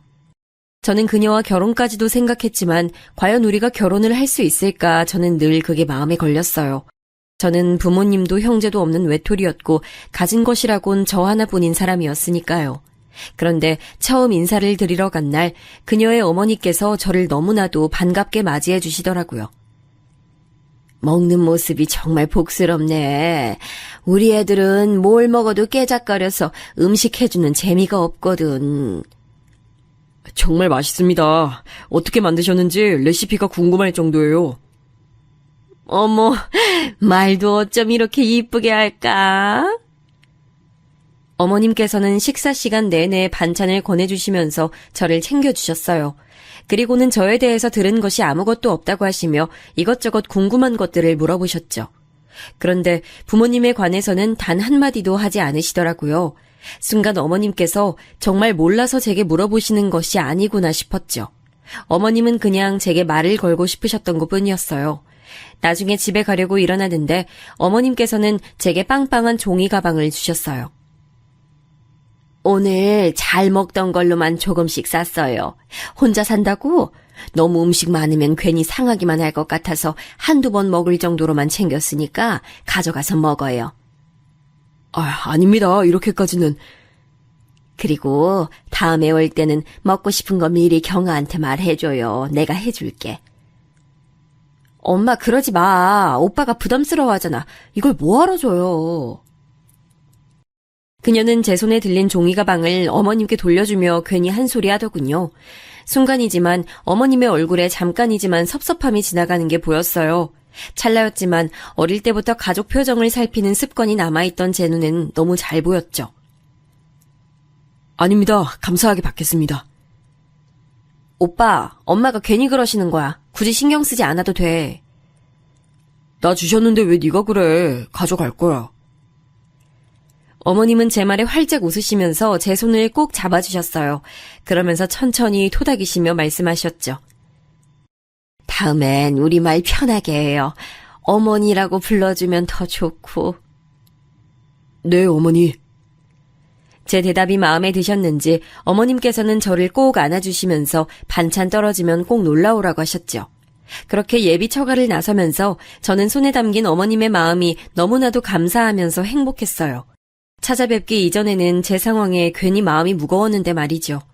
그 뒤로 저는 몇 번이고 그녀의 집에 초대를 받았어요. 어머님께서는 제 생일이나 저희 부모님 기일에도 저를 집으로 불러주셨죠. 독립하고 난 이후 그렇게 즐거웠던 생일은 처음이었던 것 같았어요. 부모님께서 살아계실 때처럼 제가 좋아하는 음식들이 가득한 밥상에서 준비된 케이크에 나이만큼 초를 꼽고는 불을 붙였죠. 고모 집에서 있을 때도 생일은 챙겨주셨지만 가족끼리 케이크 촛불은 생각도 안 했거든요. 이건 사위가 아니라 아들이네 아들. 그러니까 이러다 우리 자리 뺏기겠어. 엄마, 어떻게 우리 다 오빠를 더 좋아하는 것 같아. 몰랐니? 너희 백을 데리고 와봐라. 내가 봤구나. 와, 말이 심하네. 어떻게 그래, 엄마? 예비 처남은 식탁에 자기가 좋아하는 음식이 하나도 없다고 우는 척을 하면서 투덜거렸어요. 그 모습에 자리에 앉은 사람들은 모두 다 빵 터지고 말았죠. 그렇게 저희는 가족들의 축복을 받으면서 결혼식을 올렸어요. 아내는 분가를 원했지만 저는 꼭 어머님을 모시고 살고 싶었어요. 회사도 가깝기도 했지만 어머님과 함께 지내고 싶었거든요. 아내는 처가살이 시키고 싶지 않다고 강력하게 말했지만 저는 전혀 그런 생각이 들지 않았기에 아내를 설득했어요. 하지만 아내보다도 더 큰 벽은 어머님이셨어요. 아이고 무슨 소리야. 이서방이 왜 여기 들어와서 살아. 됐어. 신혼인데 둘이서 알콩달콩 재밌게 살아봐야지. 애도 가져야 하고. 어머님, 저 눈치 주실 거예요? 막 처가살이 시키실 거예요? 내가 우리 사위한테? 그럴 리가. 보고만 있어도 아까운데 무슨 그런 말을. 그런데 왜 자꾸 오지 말라고 하세요? 어머님께서는 끝까지 반대를 하시더라고요. 그래서 저희는 마침 처가가 있는 아파트 같은 라인에 빈집이 있기에 그곳을 신혼집으로 정했죠. 아내는 이게 무슨 경우냐고 한참을 웃었지만 그래도 싫은 눈치는 아니었어요. 어머님께서도 그렇게까지 하는 거냐고 웃기만 하셨죠. 신혼여행을 다녀오고 나서 저희는 각자의 생활을 시작했어요. 결혼해서 달라질 것이라고 생각했던 것에 비해서 저희는 크게 변한 것이 없었어요. 아침은 가볍게 먹고 저녁은 항상 처가에 들려서 먹고 왔죠. 이럴 거면 그냥 여기서 살아. 무슨 밥을 맨날 먹으러 와? 엄마, 식비 받아, 식비. 너도 안 내는 식비를 왜 우리 사위가 내야 돼? 넌 어디 엄마한테 식비 준 적 있니? 처남, 걱정 마. 당연히 식비 드려야지. 아이고 너도 그 돈으로 우리 사위 점심이나 든든히 먹어. 어머님 밥이 너무 맛있어서 다른 건 들어가지도 않아요. 아내는 왜 이렇게 넉살이 좋아졌냐고 혀를 내둘렀어요. 연애할 때는 전혀 몰랐던 모습이라고 하면서 제 옆구리를 푹 찔렀어요. 오빠, 적당히 먹어. 이러다 배 나오겠다. 어머니, 저 배 나왔어요? 이렇게 말랐는데 배는 무슨 많이 먹는 것도 아니구만. 괜히 먹는 걸 가지고 그런다. 어머님께서는 보기 좋게 잘 먹는데 구박한다고 아내에게 잔소리하시고는 제 앞으로 반찬을 더 챙겨주셨어요.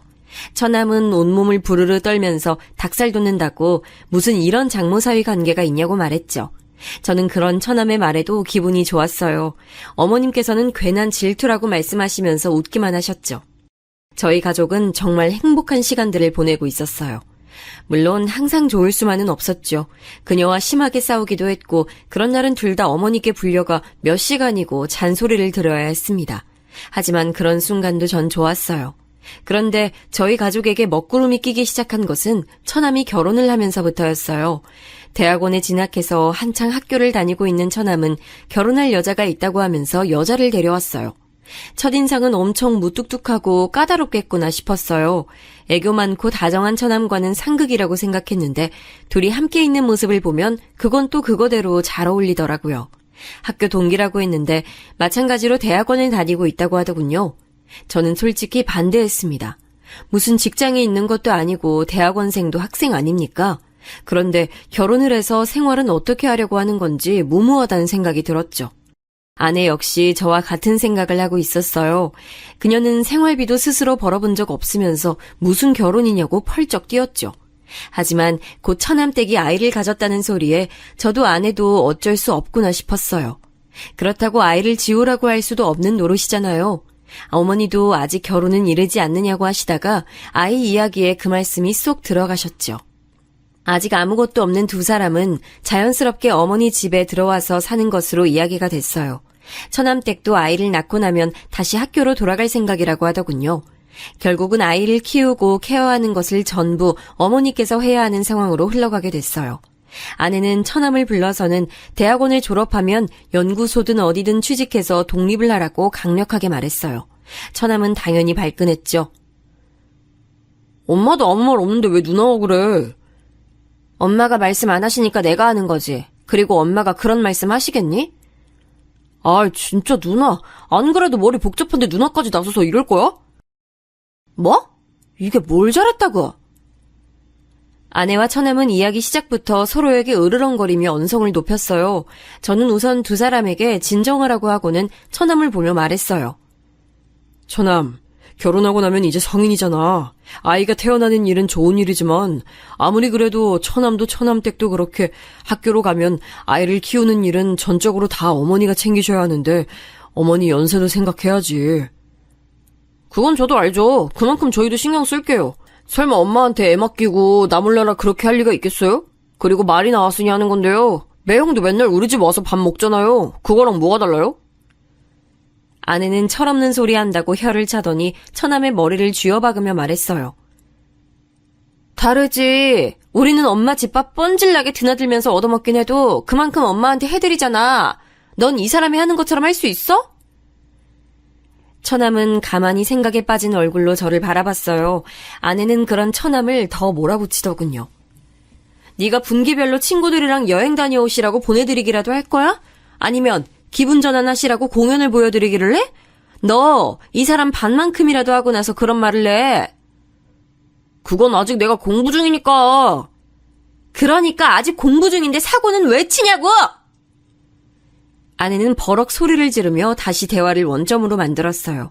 처남은 그렇게 될 줄 알았냐고 반박했지만 처음에 비하면 많이 소리가 작아졌죠. 아내와 처남의 다툼은 그날도 아내의 승리로 끝이 났습니다. 처남은 공부를 마치는 대로 취직을 해서 독립을 하겠다고 하더군요. 저는 물론 그런 결심도 중요하지만 그 결심만큼이나 결혼 이후 어머니께 잘해드렸으면 좋겠다고 당부했어요. 처남은 잘 이야기하겠다고 했죠. 가족이 늘어난 것은 확실하게 티가 나더라고요. 저녁을 먹으러 가면 평소에 비해서 사람들이 북적거리는 느낌이 새롭게 다가왔죠. 어머니께서는 임신한 처남댁의 입덧까지 챙기시느라 평소보다 더 바빠 보였어요. 처남댁이 입덧이 심한 편이라 저녁을 따로 먹는다고 하더라고요. 그럼 어머니, 밥상을 따로 챙겨주세요? 원래 저 때는 음식 냄새만 맡아도 죽을 것 같은 거야. 나중에 경아 임신하고 나면 잘 봐. 나도 입덧이 심했던 사람이라 경아도 걱정이니까. 저와 어머니가 도란도란 이야기를 나누며 저녁 식탁을 준비하는데 처남댁이 얼굴을 내밀더군요. 아직 입덧이 심하다고 하더니 하얗게 질린 얼굴을 하고 있었어요. 안쓰러울 정도였죠. 저는 처남댁에게 많이 힘드냐고 물었어요. 그러자 처남댁은 얼굴을 잔뜩 일그러진 얼굴에 오만상을 쓰면서 미칠 것 같다고 대답했어요. 기분이 이상해요. 배는 고픈데 냄새만 나면 속이 뒤집힐 것 같고 아랫배도 불편하고 그러네요. 제 몸인데 제 몸이 아닌 것 같아서 자꾸 짜증도 나고요. 진즉에 알았더라면 아니에요. 처남댁은 많이 힘든지 속사포처럼 하소연을 쏟아내다가 화들짝 놀라며 입을 다물었어요. 저는 다음 말이 대충 짐작이 갔지만 못 들은 척했죠. 어머니께서 음식 냄새 나는데 그냥 들어가 있으라고 하자 처남댁은 기다렸다는 듯이 방으로 쏙 들어가더군요. 그 뒷모습을 바라보며 저렇게 어린데 아이를 낳고 제대로 키울 수는 있을까 걱정이 됐어요. 아마도 어머니께서 마음고생을 많이 하실 것 같은 느낌이 들었어요. 어머니 말씀처럼 처남댁의 입덧 시기가 지나갈 때쯤 아내도 임신 소식을 전했어요. 아내가 제게 이제 곧 아빠가 될 것 같다고 말을 해주는데 정말이지 다른 소리는 하나도 들리지 않고 오로지 아내의 축하한다는 말만 귓가에 맴돌았죠. 예상대로 가족들은 다들 뛸 듯이 기뻐해줬어요. 아내는 걱정했던 것보다도 입덧도 먹덧도 없는 편이었어요. 대신 잠이 많아져서 힘들어했죠. 차츰 아내 배가 불러오기 시작할 때쯤 처남댁은 어여쁜 여자아이를 출산했어요. 어머니께서는 첫 손주라 그러신지 기분이 묘하다고 하시더군요. 조리원을 나오자마자 처남댁은 복학을 하고 싶다고 말을 꺼냈어요. 어느 정도 예상은 하고 있었지만 이렇게까지 빠른 복귀를 원할 것이라고는 생각지 못했던 터라 가족들은 너나 할 것 없이 당황했지요. 죄송해요, 어머님. 어머님께 아이 맡겨두고 복학하는 게 이기적이라고 보실 수 있지만 지금 복학하지 않으면 시기적으로 계속 밀릴 것 같아서요. 처남댁은 학위를 빨리 따고 취직을 하겠다고 말하며 의욕을 불태우더군요. 결국 예상했던 것처럼 어머니께서는 황혼 육아를 시작하게 되셨죠. 한 가지 다행인 것은 아내가 몸이 무거워지면서 육아휴가를 내고는 함께 지낸다는 것이었어요. 얼마 후 아내는 튼튼한 남자아이를 출산했어요. 제게 아들이 생긴 것이죠. 어머니께서는 영판 저를 닮았다고 하시면서 눈이며 코며 아빠가 많이 보인다고 말씀하셨어요. 아이를 안아들고 나니 기분이 묘하더군요. 진짜 이 애가 내 아들인가 싶기도 하면서 이렇게 작은 아이를 앞으로 어떻게 키워야 하나 걱정도 됐고요. 하지만 아내는 생각보다 능숙하게 아이를 돌보더라고요. 연습의 결과물이 아니겠냐고 말하며 자신 있어 하는데 저도 웃음이 나더군요. 집에 아이가 둘이 있다 보니 확실히 분위기가 변했어요. 몇 달 차이 나지 않는다고 해도 하나는 집을 걸어 다니고 있었고 하나는 이제 겨우 뒤집기를 성공했을 뿐이었죠. 그렇게 정신없는 와중에도 처남댁의 얼굴은 잘 보기가 힘들었어요. 실험이 바쁘다면서 외박을 종종 하더라고요. 덕분에 어머니께서는 잠도 제대로 주무시지 못한 채 밤늦게까지 아이를 돌봐야 했죠. 아내는 그런 처남댁이 마음에 들지 않는 눈치였어요. 저 역시도 같은 마음이었고요. 처남은 투자받은 실험이 있어서 일이 많아진 것은 어쩔 수 없지 않느냐고 했지만 이렇게까지 아이에게 관심이 없는 것은 너무 심한 처사가 아닐까 싶더라고요. 처남도 나름 고충이 있는지 아내와 처남은 이 일로 크게 다퉜어요. 처남은 자신도 중간에서 충분히 괴롭다고 말하면서도 자세한 이야기는 하지 않으려고 했어요. 아무리 물어도 부부의 일이라고만 했죠. 그래도 효과는 있는지 밤에는 처남과 처남댁이 아이를 돌본다고 하더라고요. 우리 집 사고뭉치 준이가 어느 정도 걷고 뛸 무렵 저는 지방으로 발령을 받게 됐어요. 지방 현장에서 2년간 있어야 했죠. 한국이 커봤자 얼마나 된다고 어디든 차만 타면 금방이지 않겠느냐며 혼자 내려갈 생각이었어요. 그런데 타이밍도 참 어떻게 그렇게 잘 맞는지 아내 역시 저와 비슷한 곳으로 파견을 나가게 됐더라고요. 저희는 의논 끝에 지금 살고 있는 집은 전세로 주고 지방에 따로 집을 구해 지내기로 했어요. 어머니께는 자주 찾아뵙겠다고 말씀드렸지만 그게 어디 쉽나요. 막상 지방에 내려가서 생활하다 보니 주말마다 올라오는 게 힘들더라고요. 그래도 전화만큼은 매일 드리면서 안부 인사를 드렸어요. 지방으로 내려간 지 1년이 될 무렵 저는 한 가지 이상한 점을 느끼기 시작했어요. 어머니께서 살이 많이 빠지시고 표정도 어두워 보이셨죠. 전화로 안부를 물을 때도 길게 통화를 하지 않으려고 하시는 것도 이상했고요. 아내는 나이가 들어서 그런 것 아니겠냐고 보약이라도 한 채 해드려야겠다고 했지만 저는 건강의 문제가 아닌 것 같다는 생각이 들었어요. 그래서 아내에게 말해 1박 2일 동안은 처가에서 지내기로 했죠. 직접 만난 어머니는 몇 달 전에 봤던 것에 비해 살도 빠지고 많이 피곤해 보이셨어요. 안 되겠다. 어머니 모시고 병원을 좀 가보자. 괜찮아. 병원은 무슨. 그냥 나이 들어서 그렇지 뭐. 그러니까 어머니 더 병원을 가보셔야죠. 맞아, 엄마. 어디 편찮으신 거 아닌가 한번 봐요. 저와 아내는 괜찮다는 어머니를 모시고 한의원에 갔습니다. 딱히 나쁜 부분이 있는 건 아닌데 전체적으로 기가 많이 약해진 것 같다고, 스트레스 받는 일이 많은 것 같다고 하시더군요. 가슴 쪽에 열이 많이 몰려있다고도 하시고요. 아내는 어머니께 무슨 일이 있으신 거냐고 물었지만 어머니께서는 다 괜찮다고만 하셨어요. 집에 돌아온 우리 어머니께서 푹 쉬도록 자리를 펴드리고는 식사 준비를 시작했어요. 7시가 넘어서야 처남네 부부가 들어왔죠. 언제 오셨어요? 누나, 오면 온다고 말을 하지. 두 사람은 우리를 보고는 깜짝 놀라더군요. 특히 처남댁은 놀라는 것을 넘어 당황스러워하는 기색도 보였어요.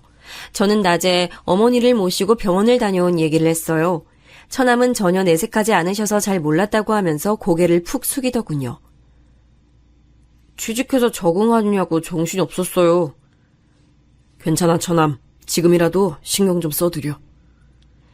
저는 처남의 어깨를 두드려주며 약을 지었으니 잘 챙겨 드실 수 있도록 신경을 좀 써달라고 말했죠. 그리고 처남댁에게도 비슷한 부탁을 했어요. 어머니께서는 저녁 준비가 끝나 깨우러 들어갈 때까지 주무셨어요. 일어나신 어머니는 한결 개운한 얼굴로 나오셨어요. 엄마, 괜찮아요? 어디 불편한 곳은요? 매형이랑 한의원 다녀왔다면서요. 기분은 좀 어때요?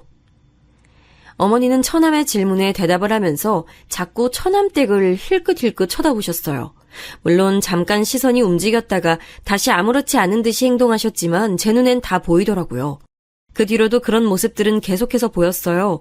식탁에 앉아 식사를 하는데도 반찬을 집어 드시면서 처남댁에게 자꾸만 시선을 주시더라고요. 마치 무언가 허락을 구하는 사람처럼 말이죠. 물론 제가 오버해서 생각했을 수도 있지만 찝찝한 기분을 무시할 수가 없었어요. 식사가 끝나고 준비는 우리가 했으니 뒷마무리는 너희가 하라며 아내는 어머니를 모시고 거실로 나갔어요. 어머니께서는 불편한 듯 주방으로 시선이 갔어요. 어머니, 뭐 불편하신 것이라도 있으세요? 물이라도 가져다 드릴까요? 제 말에 어머니께서는 소스라치게 놀라면서 아무것도 아니라고 하셨죠. 아내 역시도 뭔가 이상하다는 것을 눈치채기 시작했어요. 뭘 그렇게 놀라세요? 내가 놀라기는 뭘. 어머니께서 말씀을 얼버무리셨어요. 곧 처남댁이 과일을 가지고 나오더군요. 그녀는 사과를 예쁘게 깎아서는 어머니께 드셔보시라고 내밀었어요. 어머니께서는 잠시 망설이다가는 잘 먹겠다고 말씀하시면서 과일을 받아 드셨어요. 그 순간이었습니다. 정말 잠깐이었지만 어머니께서는 처남댁과 손이 닿자 흠칫 놀라시는 게 보였죠. 저는 이 문제가 처남댁과 연관이 있겠구나 싶은 생각이 들었어요. 물론 제가 잘못 본 것일 수도 있지만 저녁 시간부터 줄곧 이상한 어머니의 행동에는 다 처남댁이 연관되어 있구나 싶었죠. 저녁에 잠자리에 들어서 저는 아내에게 솔직히 제 생각을 말했어요. 아내는 처남댁과 무슨 상관이 있다는 말이냐고 물었지만 저도 확실한 것은 없던 터라 그냥 의심만 간다고 말했죠. 지금 심증만 있다는 거잖아. 무슨 범죄 드라마 찍어? 말 그대로 그냥 내가 보기에 그렇다는 거야. 근데 엄마는 괜찮다고 별일 없다고 하시잖아. 몇 번을 물어도 똑같이 대답하실걸? 그러니까 다른 방법이 필요하다는 거지. 저는 망설이다가 아내에게 CCTV를 집에 달아보는 것이 어떻겠냐고 물었어요. 저희가 아이를 키우면서 내니캠이라는 것을 달았는데 생각보다 유용하더라고요. 아내는 그래도 집에 CCTV를 다는 건 좀 아니지 않느냐고 불쾌한 얼굴을 했어요. 저는 그런 그녀의 마음을 충분히 이해했습니다. 당연하죠. 집에 그런 것을 그것도 몰래 달아둔다는 것은 감시의 목적이 있지 않고서야 할 수 있는 일이 아니었으니까요. 저는 주방과 거실 그리고 어머니 방 입구 쪽만 볼 수 있도록 하는 방법도 있다고 얘기를 했어요. 집 전체를 다 보자는 게 아니야. 그냥 몇 군데 어머니께서 많은 시간을 보내실 법한 곳에 설치하자는 거지. 아내는 하루만 고민해보고 이야기를 하자고 했죠. 다음날 어머니께서는 한결 밝아지신 얼굴로 주방에 들어오셨어요. 아내는 주방은 자신에게 맡겨두고 손주들이랑 좀 놀아달라고 부탁을 했죠. 준이는 오랜만에 만난 할머니가 좋은지 도통 떨어질 생각을 하지 않았거든요. 어머니께서는 아이들에게 책을 읽어주며 시간을 보내셨어요.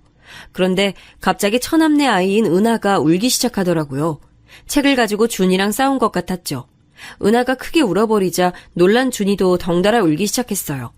주방에 있던 아내는 급하게 손을 씻고는 준이를 안아 올렸죠. 어머니께서는 서로 책을 보겠다고 하다가 벌어졌다고 말씀하시면서 은하를 안아주셨어요. 아이가 우는 소리에 처남댁도 나왔어요. 그리고는 자연스럽게 아이를 안아 올리더니 이리저리 살펴보더군요. 어머, 얼굴에 이게 뭐야? 은하야, 너 여기 왜 그래? 책을 가지고 옥신각신 하다가 좀 베인 모양이야. 살짝 스쳤어. 처남댁은 어머니의 설명에도 잠깐 인상을 팍 쓰더니 소독해야겠다고 하면서 자신들 방으로 쏙 들어가 버리더군요. 어머니께서는 미안한 얼굴로 은하 얼굴에 흉이라도 지면 어떻게 하느냐고 걱정하셨죠. 아내는 아이 피부가 연해서 생긴 거지 눈에 잘 보이지도 않는다고 했지만 어머니께서는 여전히 걱정스러운 표정이셨어요. 이내 아이를 달래서 나온 처남댁은 잠시 어머니에게 눈길을 주는가 싶더니 식사 준비를 벌써 끝내셨냐고 하더군요. 아내는 아이의 얼굴이 많이 다쳤냐고 물었어요. 처남댁은 어머니 쪽을 힐끗 보고는 짜증난 얼굴로 말했죠. 제가 너무 예민했죠? 요즘 들어서 자주 얼굴에 상처가 생기더라고요. 누가 일부러 그러는 건가 싶기도 하고요. 처음에 다 말했어야 하는데 괜히 넘어갔나 봐요. 지금이라도 좀 얘기를 할까 고민 중이에요. 아내는 어린이집에서 아이가 다쳐오느냐고 물었더니 그런 것은 빨리빨리 얘기를 해서 물어야지 그냥 넘어가서는 안 된다고 말했죠. 처남댁은 어머니를 바라보며 말했어요. 형님 말씀처럼 얘기해야겠어요. 숨긴다고 어디 숨겨질 일도 아닌데 제가 괜히 참아줬나 봐요. 저는 처남댁이 등장하면서부터 줄곧 어머니를 바라보고 있었어요. 확실히 어머님의 얼굴 표정이 시시각각 달라지는 것이 너무나도 잘 보였어요. 심지어는 처남댁이 주방을 오가며 곁을 지나갈 때마다 어머니께서는 긴장한 표정으로 몸이 굳어서는 시선을 아래로 하고 앉아 계시는 게 너무 잘 보였어요. 저는 분명 우리가 모르는 일들이 벌어지고 있고 그 일이 어머니께 독이 된다는 확신이 들었죠. 집으로 돌아오는 길 저는 아내에게 다시 CCTV 얘기를 꺼냈어요. 이번에는 아내도 적극 찬성을 하더군요. 심지어 소리도 녹음이 되는 것으로 해야 한다고 말했어요. 아까 봤어? 애 다친 이후로 엄마 표정이 좀 이상하더라. 계속 동서 눈치 보고 동서도 엄마를 쳐다보는데 뭔가 있구나 싶었어. 오빠도 생각하기에 이거 정상은 아니잖아, 그치? 저는 아내의 의견에 전적으로 동의했어요. 우리는 가까운 곳에 들러서 CCTV 설치에 관해 알아봤어요. 생각보다 손쉽게 설치가 되더라고요. 저는 방법을 간단하게 배운 뒤에 집에서도 몇 번 연습을 해봤어요. 대망의 D-Day가 됐어요. 저와 아내는 하루 휴가를 받아서는 어머니 집으로 갔어요. 아내는 어머니께 쇼핑을 가자고 하면서 모시고 나갔죠. 저는 잠깐이지만 빠른 속도로 집에 CCTV를 설치하기 시작했어요.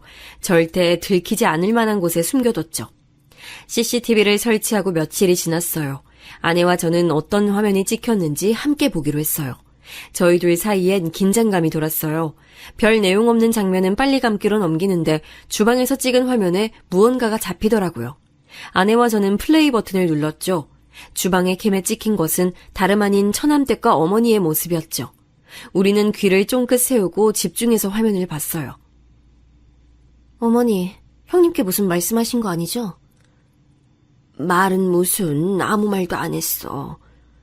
그나저나 은하 얼굴 어떻게 하실 거예요? 살짝 스친 거야. 살짝? 살짝이요? 아유, 미안해. 그런 말로 해결될 일이라고 생각하세요? 도대체 어머님 뭘 제대로 하는 게 없으세요? 아니 고작 애 잠깐 놀아주셨으면서 그 사이에 얼굴에 흉이나 지게 하고 와! 잠깐이지만 아내의 얼굴이 확 바뀌었어요. 지금 저게 무슨 상황이냐고 손가락질하며 저를 바라봤죠. 저는 좀 더 들어보자고 하면서 아내를 진정시켰어요. 하지만 저 역시 화가 치밀어 오르고 있었죠. 제가 말씀드렸죠. 아무리 그래봤자 어머니 모시고 사는 사람 저라고, 형님네 아니라고. 조심할게. 처남댁은 뭐라고 중얼거리면서 어머니의 어깨를 확 밀치고 지나가더군요. 그 장면에서는 저도 참을 수가 없었어요. 지금 이게 무슨 상황인지, 왜 어머니께서는 아무 말씀도 못 하시는지 이해가 되지 않았죠. 아내는 더 볼 필요가 있느냐고 했지만 저는 좀 더 찾아보자고 말했어요. 식사를 마친 것인지 처남이 헐레벌떡 뛰어나가자 처남댁 역시 자리에서 일어나며 말했어요. 진짜 어머니 간이 왜 이렇게 뒤죽박죽이에요? 어떤 건 짜고 어떤 건 달고 일부러 이렇게 하신 거예요? 그게 무슨 소리야. 음식이 이상하다니. 그럼 제 혀가 문제란 말씀이세요, 지금? 처남댁이 불쾌한 듯 신경질적으로 말하자 어머니께서는 신경 쓰겠다고 말씀하셨죠.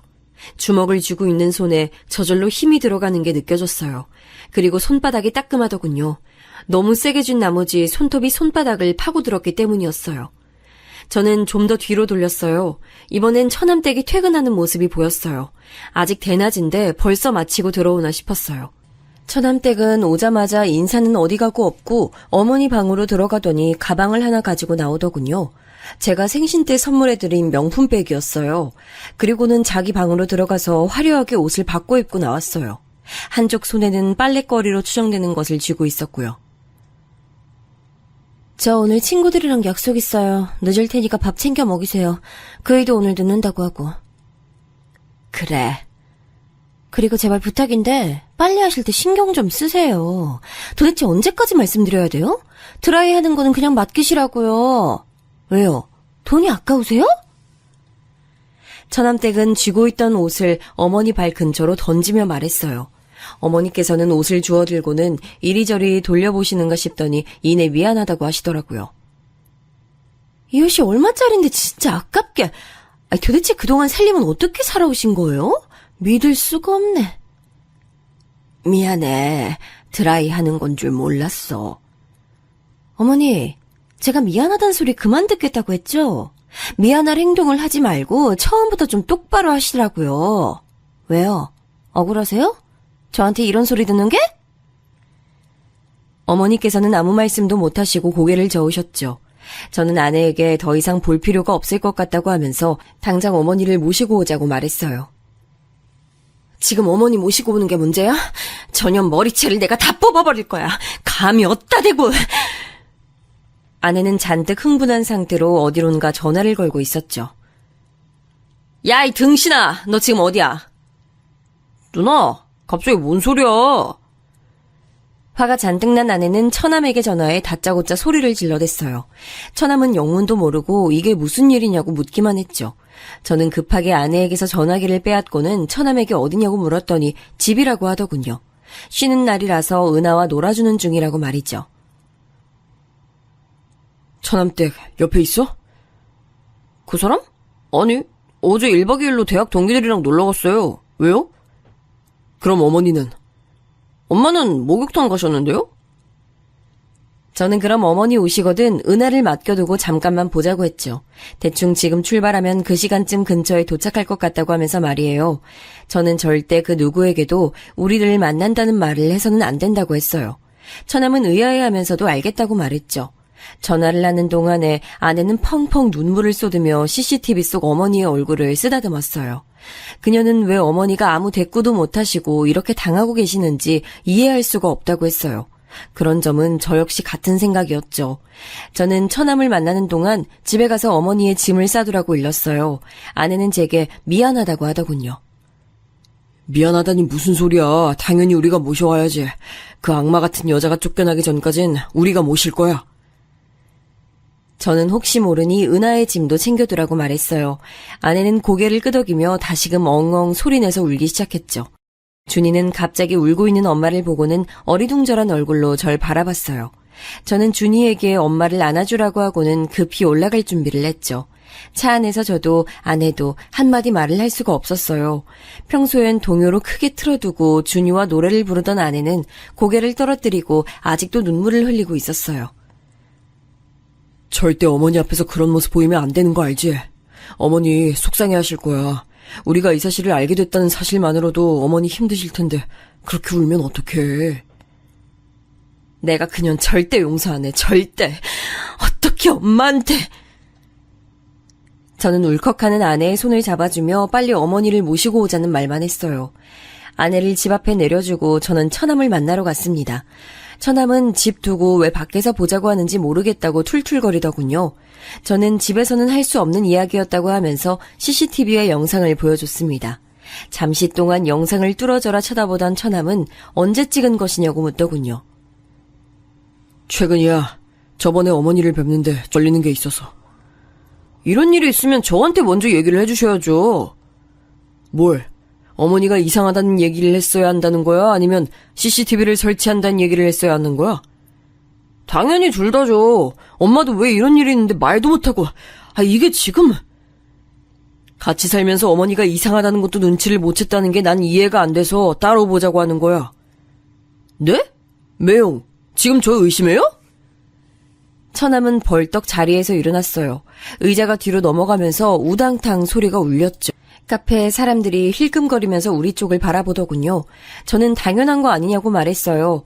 CCTV 화면을 볼 때부터 이 일을 처남이 모르고 있었을까 계속 의문이 들었거든요. 차마 아내에게는 말하지 못했지만 아무리 생각해도 처남이 모르는 일이라는 것이 앞뒤가 맞지 않더라고요. 처남은 제 멱살을 잡고는 지금 뭐라고 했냐고 따져 물었죠. 내가 지금 우리 엄마가 저런 대접을 받을 때까지 알면서도 가만히 있었다고? 내가? 어떻게 매형이 날 의심할 수가 있어? 이거 놓고 얘기해. 누구는 그런 생각 하고 싶은 줄 알아? 몰랐다는 말이 더 이상한 상황 아니야? 할 말을 잃은 처남은 손에서 힘을 빼고는 바닥에 주저앉았어요. 망연자실한 사람처럼 축 늘어져 있는데 정말 처남은 모르고 있었던 것은 아닌가 싶은 생각이 들었어요. 그래서 어떻게 된 일인지 좀 알아야겠어. 처남도 모르는 것 같으니까 우선 어머니는 우리가 모시고 갈게. 영상도 보내줄 테니까 처남댁이랑 얘기해봐. 우리까지 나서게 하지 말고. 진짜 왜 이런 일이... 처남은 두 손에 얼굴을 파묻고는 한참을 그렇게 있었어요. 그때 전화가 들어왔어요. 아내였죠. 아내는 지금 당장 집으로 오라고 다급하게 말했어요. 저는 깜짝 놀라 처남에게 급히 집으로 가자고 말했죠. 다행히 멀리까지 나온 것이 아니라 금방 집으로 들어갔어요. 집에는 언제 왔는지 처남댁이 와 있더군요. 처남은 다짜고짜 처남댁에게 다가가서는 그녀의 양팔을 붙들고 소리를 질렀어요. 너 왜 우리 엄마한테 왜 그랬어? 갑자기 왜 그러는데? 당신도 형님도 이게 다 무슨 일이야? 처남댁은 갑자기 벌어진 일에 당황하면서 오히려 다들 왜 몰려와서 이러냐고 물었어요. 처남은 CCTV 영상을 그녀 앞에 들이밀고는 이게 뭐냐고 말 좀 해보라고 하더군요. 영상을 보던 처남댁은 소스라치게 놀랐어요. 그리고는 집안을 두리번거리며 CCTV를 찾기 시작했죠.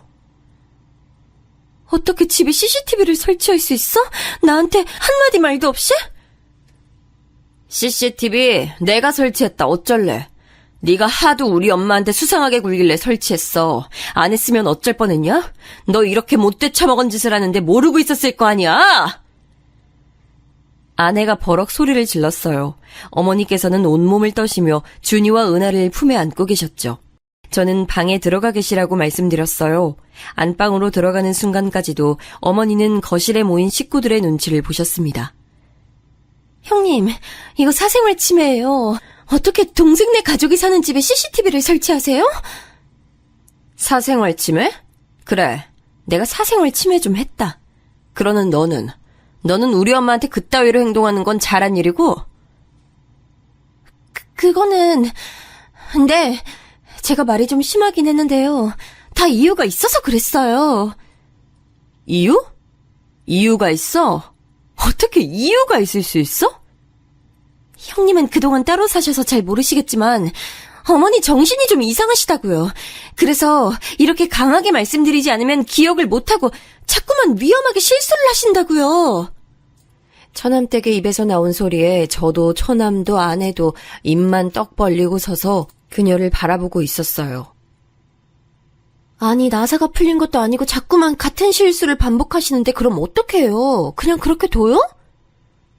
너 우리 엄마한테 뭐라고 했냐? 야, 정신이 이상해? 그래서 병원은 모시고 갔어? 병원에서 그렇게 말씀하셔? 아니지? 내가 너 집에 일찍 들어오는 꼴을 못 봤는데 그랬을 리가 없지. 행동하는 거 보면 딱 알지. 그런 걸 뭐하러 병원까지 가? 더 이상 분노를 참지 못하던 아내가 순식간에 처남댁에게 달려들어 머리채를 휘어잡았어요. 처남댁은 소리를 지르며 팔을 휘둘렀지만 아내에게는 닿지도 못했죠. 이게 좋게 말을 하니까 입 밖으로 나오면 다 말이야? 어디서 입으로 똥을 쳐싸고 있어? 아내는 머리채를 잡은 손에 힘을 주고는 다시 한번 말해보라고 윽박질렀어요. 처남은 바닥에 주저앉아서 다 자신의 탓이라고 눈물을 흘리기 시작했죠. 저는 적당한 선에서 아내를 말리기 위해 타이밍을 보고 있었습니다. 그때 어머니께서 방에서 나오시며 소리를 지르셨어요. 이게 다들 무슨 일이야? 그만두지 못해? 아내는 피곤해 보이는 어머니의 얼굴을 보고는 마지못해 잡고 있던 머리채를 놓아줬어요. 산발이 된 머리를 급하게 정리한 처남댁의 얼굴엔 피가 몰려 불다 못해 곧 터질 지경이었죠. 어머니는 큰 결심을 하신 듯 망설이다 말씀하셨어요. 내가 실수를 좀 했다. 친구 보증을 잘못 써주는 바람에 급하게 돈이 필요했어. 안 그랬다가는 이 집을 날리게 생겨서 그래서 돈을 빌렸는데 그걸 갚을 방법이 마땅치가 않았어. 그래서 이서방한테는 미안하지만 이서방이 사다 준 물건들을 내다 팔았는데 그걸 며느리한테 들켰어. 어머니의 고백에 놀란 저는 왜 말씀을 안 하셨냐고 물었어요. 이서방한테 미안해서 어떻게 말해. 잘해준 것도 없는데 나한테 어머니 하면서 살갑게 대해주고 사위 이상으로 나한테 신경 쓰고 챙겨주는데 급전이 필요하다고 그런 자네가 준 걸 내다 팔았다고 어떻게 말을 해. 그냥 꽁꽁 숨겨두고 싶었어. 아무도 모르게. 어머니, 처음부터 돈이 필요하다고 솔직하게 말씀해 주셨다면 어떻게든 해결했을 텐데요. 그 꼬투리 잡힌 걸로 그럼 계속 참고 계셨던 거예요? 어머니께서는 자식들에게만큼은 알리고 싶지 않았다고 말씀하셨어요. 아내는 그깟 돈이 얼마나 된다고 그 모욕을 참아내며 사셨냐고 어머니를 안고는 펑펑 울기 시작했죠. 처남댁, 다시 말해봐. 어머니가 정신이 이상하셔? 어떻게 눈 하나 까딱 안 하고 그런 말을 하지? 처남댁은 어머니가 다 터뜨리실 것이라고는 전혀 생각하지 못한 듯 입술을 깨물고는 이리저리 눈동자를 돌리고 있었어요. 딱 봐도 이 상황을 어떻게 하면 빠져나갈 수 있을까 고민하는 눈치였죠. 처남은 단단히 결심한 얼굴로 말했어요. 이렇게까지 왔는데 내가 미쳤다고 너랑 살겠냐? 이혼하자, 이혼. 나는 너랑 죽어도 못 살아. 처남이 이혼을 언급하자 처남댁의 얼굴이 확 달라졌어요. 눈을 시퍼렇게 치켜뜨고는 죽어도 이혼은 못한다고 소리를 질렀죠. 옆에서 지켜보는 제가 다 소름이 돋을 정도였어요. 하지만 화가 머리끝까지 난 처남도 만만치 않더군요. 처남은 이런 상황에서 어떻게 같이 살 수 있느냐고 당장 나가라고 소리를 높였어요. 하지만 처남댁은 눈 하나 깜빡하지 않고는 오히려 이 모든 일을 처남 탓으로 돌렸어요. 이게 다 너 때문이야. 그날 내가 너랑 자지만 않았어도 은하만 생기지 않았어도 내가 이렇게 살 사람인 줄 알아? 너 때문이잖아. 처남댁이 고래고래 소리를 지르며 자기 인생을 돌려달라고 말도 안 되는 억지를 부리는 동안 아내는 어머니를 모시고 나가자고 말했어요.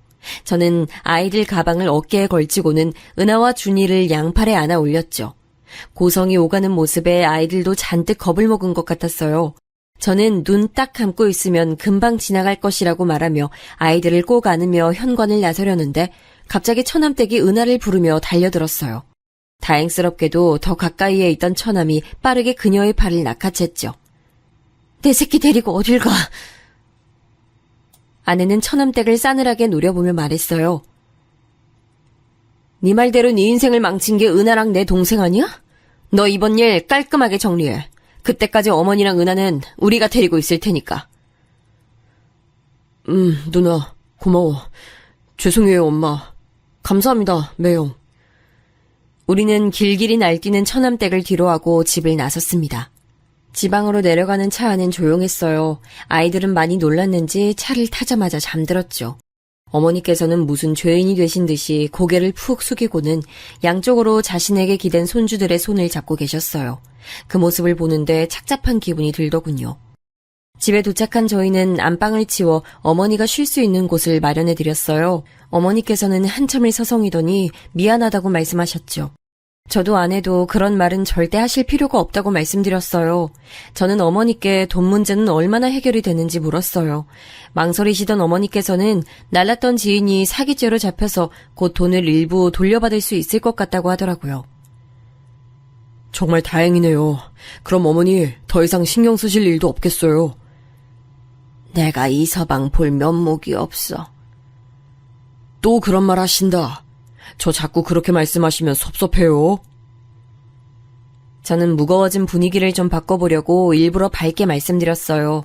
아내 역시 괜찮다고 다 좋아질 것이라고 말하면서 한동안은 이모님 부를 필요 없어서 돈 굳었다고 장난스럽게 말했죠. 어머니께서는 저희 부부의 반응에 어처구니 없다는 웃음을 보이셨어요. 그렇게 저희는 네 식구로 새 출발을 시작했어요. 얼마 지나지 않아서 아내의 뱃속에 작은 생명이 있다는 것도 알게 됐죠. 아내는 이번에야말로 꼭 딸이었으면 좋겠다고 말하더군요. 그렇게 우리 식구들이 평화를 찾아갈 동안 처남은 무척이나 바쁘게 시간을 보냈어요. 은하를 보러 몇 번 내려오긴 했지만 처남댁과의 이혼이 뜻대로 쉽게 진행되는 것은 아닌 모양이더라고요. 처남댁 쪽에서도 죽어도 이혼은 못한다고 버틴다고 들었습니다. 급기야 이혼의 조건으로 지금 살고 있는 집을 요구한 모양이더라고요. 처남은 아무래도 재판까지 갈 것 같다고 조심스럽게 말해줬습니다. 저는 어떻게든 도움이 필요하다면 뭐든 말하라고 했어요. 그 사이에 저는 다시 본사로 복귀하게 됐어요. 예전에 살던 집으로 다시 돌아갈까도 생각했지만 아직 마무리되지 않은 시점에서 처남댁과 오고 가며 부딪히는 일은 만들고 싶지 않아 다른 동네에 집을 알아보았답니다. 전세로 주던 집은 팔아버렸죠. 다시 올라간다는 말에 어머님께서는 많이 불안해하셨지만 이내 다른 동네라는 사실에 안도하시는 눈치였어요. 말씀은 안 하셨지만 처남댁과의 일이 마음의 상처로 남은 것 같았습니다. 저희 부부는 더 이상은 어머니께서 마음 다치는 일 없이 오랫동안 우리와 함께하기를 바라면서 처남의 이혼이 빨리 해결되길 바랐어요. 그렇게 몇 달이 더 지나고 아내는 소원처럼 어여쁜 딸을 출산했어요. 어머니께서는 새로 태어난 생명에 무척이나 기뻐하셨죠. 이 아기가 복덩이인지 때마침 처남의 이혼 소송도 승소로 판결이 났어요. 양육권도 친권도 모두 처남이 가지는 것으로 얘기가 된 것은 물론 접근 금지 처분도 받아냈죠. 앞으로 은하 앞에도 어머니 앞에도 절대 나타나지 못하도록 말이에요. 그리고 추가로 어머니께 저지른 행동에 대한 위자료도 청구한다고 하더군요. 처남은 시간이 아무리 많이 걸려도 끝까지 가볼 예정이라고 눈에 불을 켜며 말했어요. 한참은 더 지나고서야 알게 됐는데 처남댁은 이혼 이후 연구소에도 소문이 나는 바람에 따돌림을 당하다가 결국에는 그만두고 해외로 나갔다고 하더라고요. 처음엔 그렇게 은하를 만나고 싶어 하더니만 그것도 이혼 판결이 나고 나서는 전혀 찾질 않았어요. 심지어 법정에서 무슨 일이 있어도 아이는 자신이 키우겠다고 말했다고 하는데 어떻게 한 번도 연락이 없을 수 있는지 의문이 들었죠. 물론 저희가 접근 금지를 신청하긴 했지만 그렇다고 전화도 없을 줄은 몰랐거든요. 아내는 양육권은 줄 수 없다고 난리까지 피웠던 것도 자신이 유리하기 위한 장치가 아니었겠냐고 하더군요. 처남댁이 어디서 어떻게 지내는지 조금도 궁금하지 않지만 제발 인간답게 사람답게 살았으면 좋겠다는 생각이 드네요. 남은 시간 자신이 어머니에게 얼마나 큰 잘못을 저질렀는지 깨닫게 되는 계기가 생겨 어머니가 겪은 고통만큼 당해보고 뼛속 깊이 반성이라는 것을 했으면 좋겠네요.